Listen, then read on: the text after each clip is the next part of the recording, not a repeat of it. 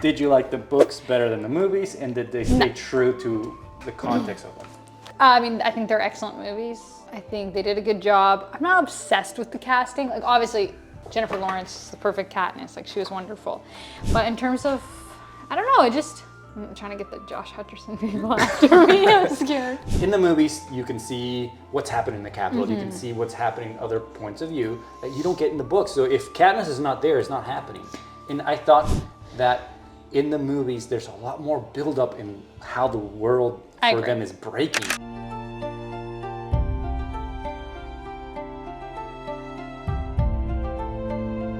Welcome. Thank you. Bienvenido. Bienvenido. Do the intro in Spanish, please. Hola. No, come on, give us a good intro. Come on. Okay.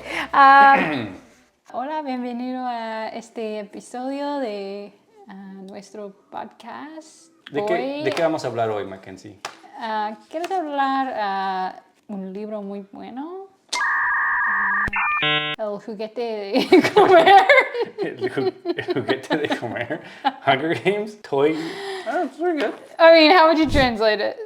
Switch up. This is an English podcast. You're not in the wrong spot if you don't know how to speak this is Spanish. correct. Hunger Games. You were beautiful intro. Thank you very much, my co-anchor here. We're speaking about the Hunger Games. Right. A book that you read, a book series that you read around what age? 6th grade, maybe? 7th grade? Yeah. 8th grade? Yeah, sounds about right. Yeah. I also read it. Alex was 30 when he read it. I was, well, maybe, yeah. You were like literally exactly I learned to read 30. at a very late age. I learned to enjoy books at a very late age. Correct. Did the movies, let's get into like the most controversial topics that might get us in trouble. Did the movies stay true to the message of the books? And did you like the movies more than the books? I think we have them here, no? The Hunger Games. So okay, let's Hunger be fair. Games. We're talking about the original trilogy. We're not talking about these ridiculous Original trilogy, these bad boys right here. later books she wrote. Sorry if you're a fan. Talking about this. Yeah. Wow, We're huge. Dusty. Yeah. So that tells you how long ago Alex was 30. This is the type of co-anchor you're gonna be. Sorry. I was right there. No, it wasn't. You had to reach for that one. Did you like the books better than the movies, and did they stay true to the context of them? I mean, I think they're excellent movies. I think they did a good job. I'm not obsessed with the casting. Like, obviously, Jennifer Lawrence is the perfect Katniss. Like, she was wonderful. But in terms of, I don't know, I'm trying to get the Josh Hutcherson people after me. I'm scared. Those people. Well, what's it like? It's a the Hutchersons. The Hutchinsons. They're mostly very old. Right. So, No, I guess I shouldn't say I didn't like the casting. I did. I don't know. Like, there was something. Like, if you compare it, for example, to Harry Potter, like, which I know we beat that dead horse with our wand over and over. The casting was perfect. I don't know, it just didn't encapsulate everything perfectly. That's what I would have said, like, the first time I watched them, which was like, I watched them in real time as they were coming out because I was already a fan. Yeah. Because, like, I was in that perfect era for, like, the Hunger Games when it was coming out and, like, all the hype and going to the movies and, like, the whole thing. And, like, when Josh and Jennifer were like on their media tours, like remember they used to do those, so I was in on all that and was a huge fan. I remember the first time, like when I watched it in that era, like 7th, 8th grade, I remember thinking that like it could have been done better. Like there were certain things from the books that I wanted more of, but then, so I didn't watch the movies for like forever. Like I didn't watch them for like 6 or 7 years. I was kind of like, I don't really want to watch them because like I don't remember them being that good. Like they weren't as good as the books kind of thing. Yeah. And then like when we thought you were better than me because you read books. Yeah. And then when we got together and you were like, no, the Hunger Games movies are really good. We should rewatch them. Like, I mean... Because you had watched them and you were a fan of the movies. I've watched the movies, I never read the books. Right. I first watched the movies, you first read the books. And then I thought the movies, without reading the books, were phenomenal. It was like one of my favorite series. Yeah, but all this to say that then when I rewatched the movies as a grown-up, as a couple, I realized the movies are awesome. Yeah. I mean, I don't know if there's a controversial take, maybe in 2000, what? 12. I think the movies are much better than the books. But they're written for 12-year-olds and you read it like as a grown-up. Shmeh. I read the books and gave them a shot, and I was going in there like, okay, they're gonna be better. They're gonna you're gonna expect them to be, more characters, more everything. I thought the books were a lot better. Something that I really disliked about the No, books. you just said you think the books were way better. Okay, sorry to confuse you guys. Keep up. It's something that I thought the movie did a lot better than the books is. If you don't remember, if you read these a long time ago, all the books are in Katniss's POV. But also, You look how don't- short they are. They're for children. You can be any age and enjoy a book. No, I wasn't saying. I'm just saying I think you're putting too much expectation on character development No. for the books. Can I finish my point? It gets really heated here when we talk about books. Go on. The book staying only on the POV of Katniss Yes. leaves you with hunger or wanting a lot more of the world building. Because I'm sorry, you said hunger, and it was just like well timed. it was unintentional. I'm just that I good. know. You're just like, just okay. Yeah, come no, on, I come on. agree. In the movies, you can see what's happening in the Capitol. You can see what's happening in other points of view that you don't get in the books. So if Katniss is not there, it's not happening. And I thought that in the movies, there's a lot more build-up in how the world for them is breaking that you don't get to see, and you can kind of like peripheral kind of, if it happens around Katniss, that you don't get to see in the books, but you get to see them in the movies. Like the train going and seeing the Katniss thing, the riots happening, you see them in the movie. Something that helps the movie build up a lot more the people's, the stakes and the people fighting back are those clips. I think is in the first, what's it called? Catching Fire? Yeah, that's the third book. The third, yeah. Part one. Part one of Catching Fire is the people standing up and like in the scene of the people running in the woods or walking into the woods and they're like, if you burn with us, and going up the trees. And that shows you that people are finally standing up and hypes you up. It's like, it's happening. That doesn't happen in the books. I will say, like I said, people literally saying, we don't care how many of us dies carrying the bombs towards the dam and just like getting mown down, but the next person picking it up and saying the picture of like people are willing to die to finally break the oppressor's chains. You don't get that feeling in the books. And it's like so much like energy and feeling that you just lose in the books. And in the books, you don't get Jennifer Lawrence. Right. I'm with you. I just think that. Breaking news. I just schooled you. Oh, come on. Now, I think, I agree. When I watched the movies as an adult, especially Catching Fire, I was like, these are excellent, and the emotional stakes are high, and it's just like, it's good. It's good. Does little Hutchinson I just feel there's like a certain well, angle. Yeah. Like, there's an angle to the Katniss and Peeta thing that you really get in the books that is missing from the movies. Not that much. I mean, obviously, it's just like, it seems a lot whinier and not even whiny because I gotta love mine. If the Hunger Games existed today, would people watch them?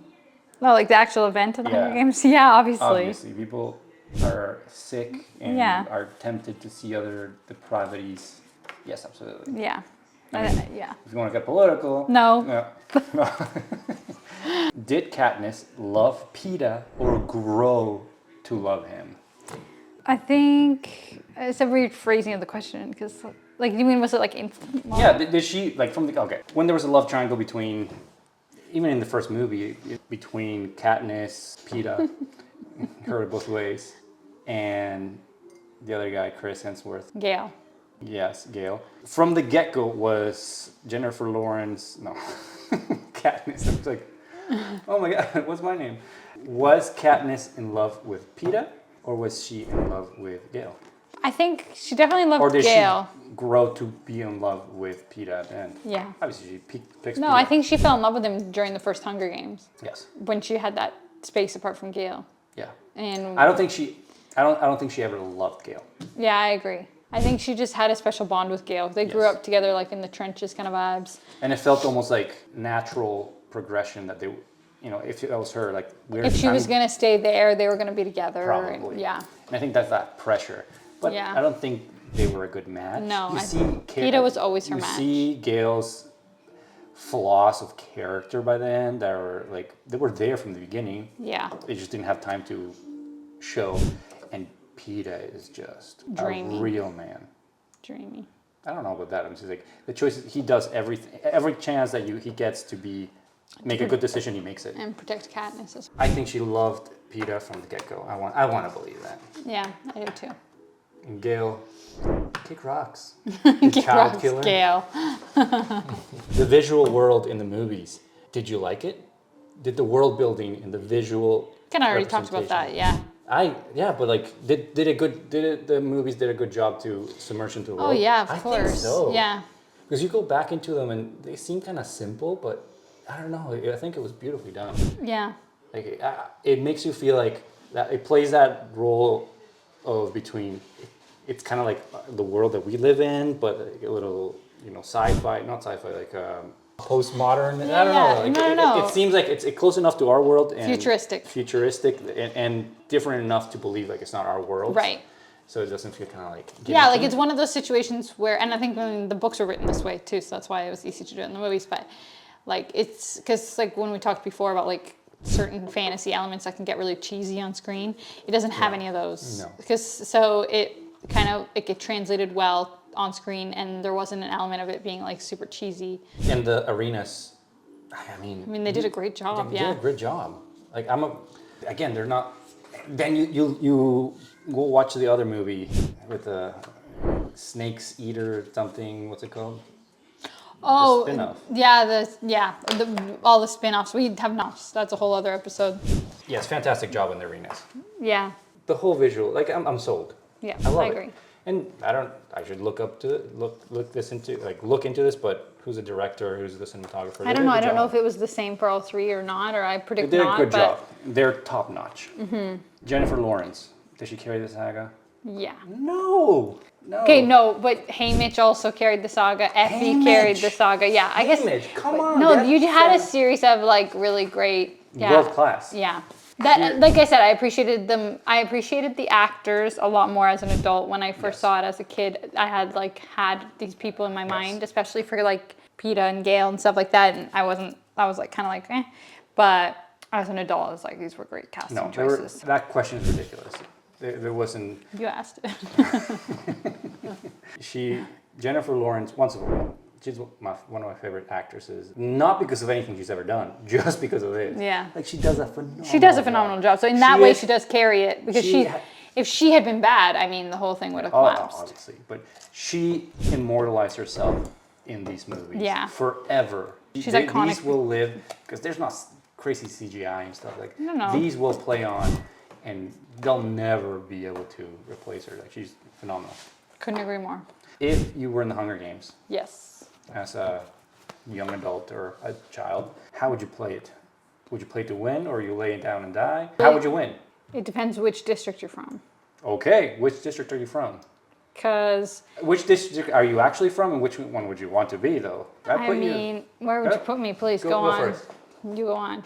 So I'm not scrappy. I don't think I'm a District 12 kind of guy. No. I don't think I'm that guy. You would have starved. Really? I would have drowned trying to get to the cornucopia.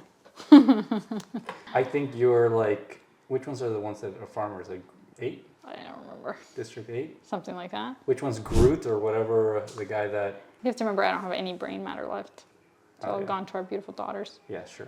The little girl that climbs and is friends with Katniss is from, I think, District 8? Yeah. Maybe from District 8. Maybe. But anyway, how would you play it to win?